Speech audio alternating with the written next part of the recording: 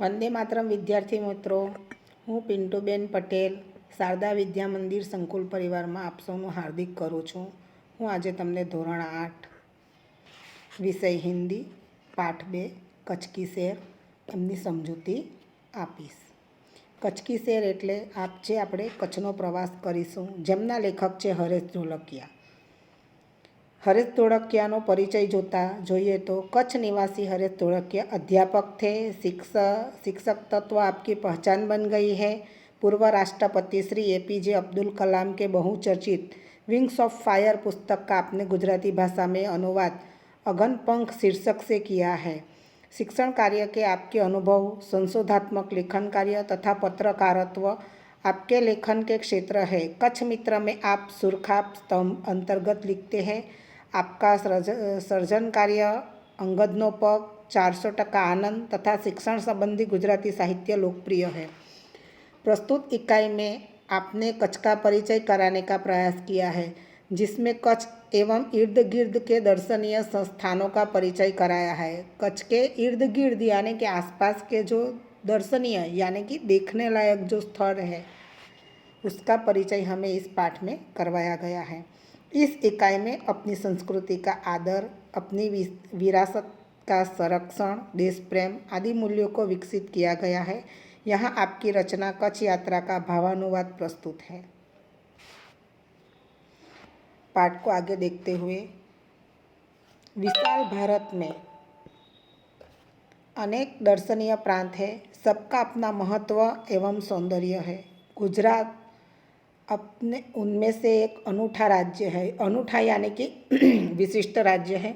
गुजरात का एक विशिष्ट जिला है कच्छ, जो गुजरात का अत्यंत रमणीय प्रदेश है. यात्रिकों के लिए कच्छ आकर्षण का केंद्र है. इसका पौराणिक महत्व भी कम नहीं है. अनेक दर्शनीय स्थानों के वैविध्य के कारण इसे म्यूजियम यानी कि संग्रहालय कहते हैं. विशाल भारत में वैसे तो कई એટલે આપણા ભારત દેશમાં આમ જોવા જઈએ તો ઘણા બધા જોવાલાયક સ્થળો છે, પરંતુ આપણા ગુજરાતમાં આવેલો કચ્છ જિલ્લો એ પણ એક આકર્ષણનું કેન્દ્ર છે. એની વિવિધતાના કારણે મ્યુઝિયમ એટલે કે એને સંગ્રહાલય પણ કહી શકાય છે. कच्छ में प्रवेश करते ही हमें रेगिस्तान के 2 भाग देखने को मिलते हैं, एक छोटा रेगिस्तान और दूसरा बड़ा रेगिस्तान. कच्छ में આપણે જેવો પ્રવેશ કરીએ એવું જ આપણને 2 રેગિસ્તાન यानी कि રણ, રેગિસ્તાનનો સમાનાર્થી શબ્દ થશે મરુસ્થલ. રેગિસ્તાન નીચે અંડરલાઇન કરો ને, બરાબર. રેગિસ્તાન એટલે કે મરુસ્થલ રણ.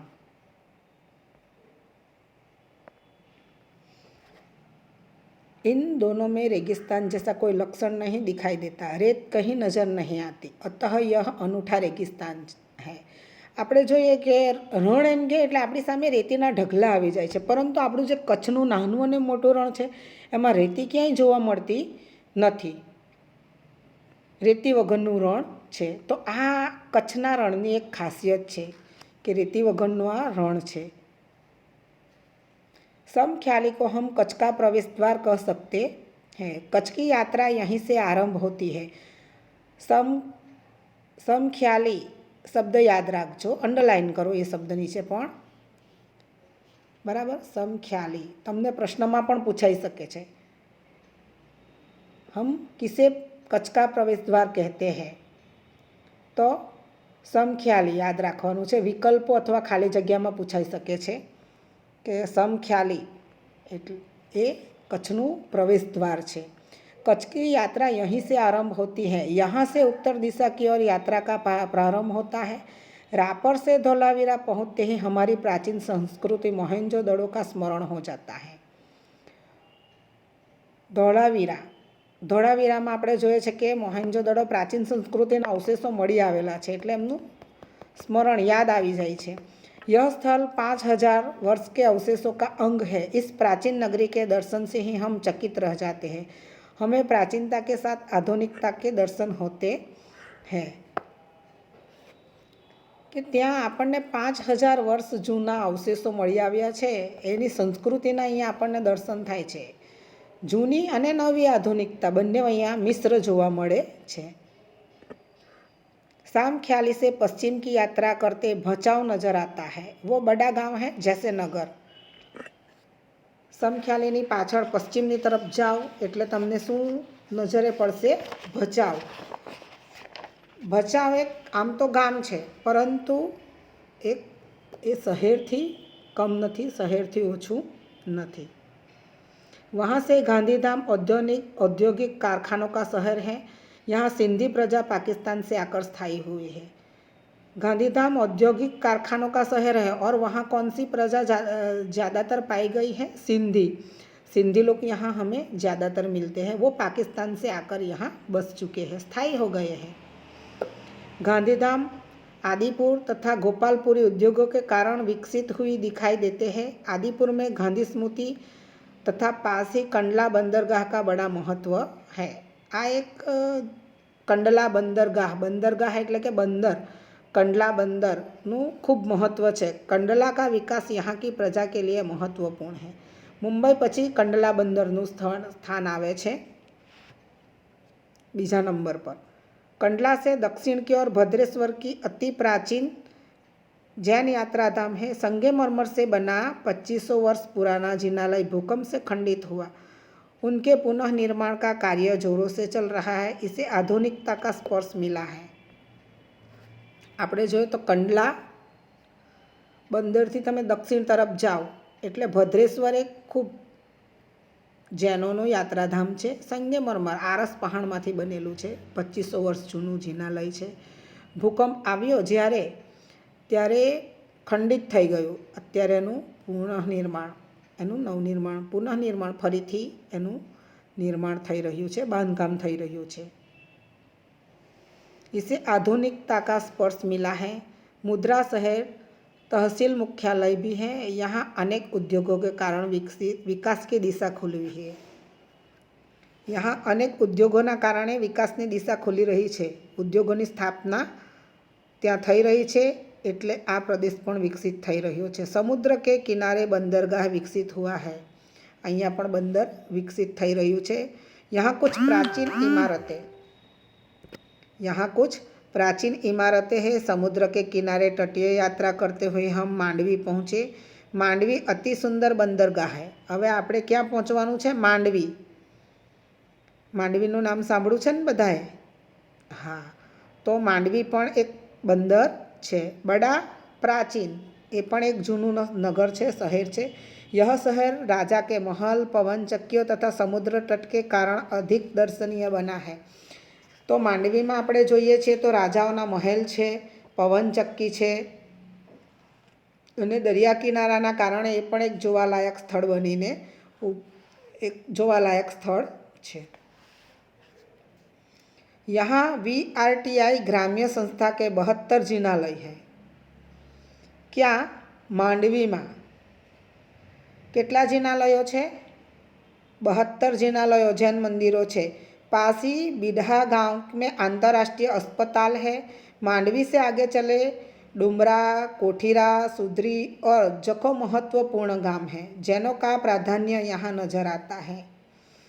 नलिया शहर तहसील का केंद्र है. यहाँ वायुसेना का मुख्य अड्डा है. वायुसेना का मुख्य अड्डा कहाँ है? नलिया शहर.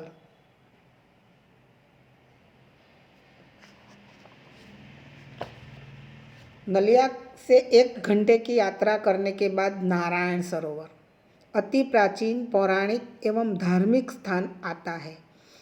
नारायण सरोवरનું નામ આપણે સાંભળ્યું જ છે અને નારાયણ સરોવરનું પણ એક ખૂબ ધાર્મિક મહત્ત્વ છે આપણે ત્યાં.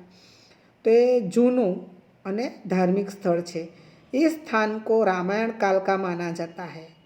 नारायण सरोवर કેટલું જૂનું છે? તો કે રામાયણના સમયનું नारायण सरोवर है. वहाँ कोटेश्वर नामक दर्शनीय मंदिर है.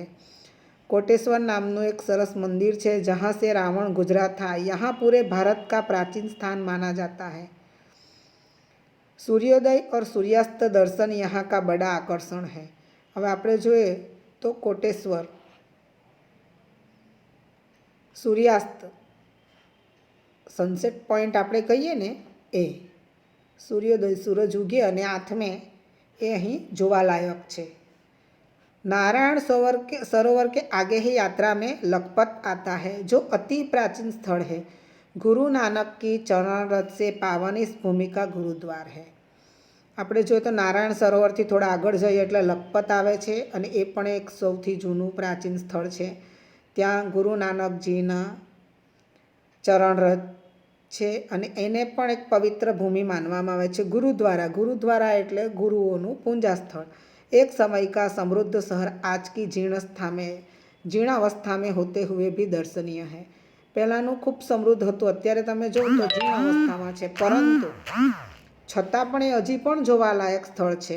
यहाँ एक किला है, उसके बगल में पांद्रो खनिज संपत्ति के लिए प्रसिद्ध है। खनिज संपत्ति के लिए क्या प्रसिद्ध है? पांद्रो। पांद्रो शब्द नीचे अंडरलाइन करो। बराबर। साथ ही विद्युत निर्माण का यह केंद्र है। विद्यार्थी मित्रों, હવે આપણે આગળનો પાઠ जो અધૂરો છે એ આવતા પીરિયડમાં જોઈશું। જય શ્રી કૃષ્ણ।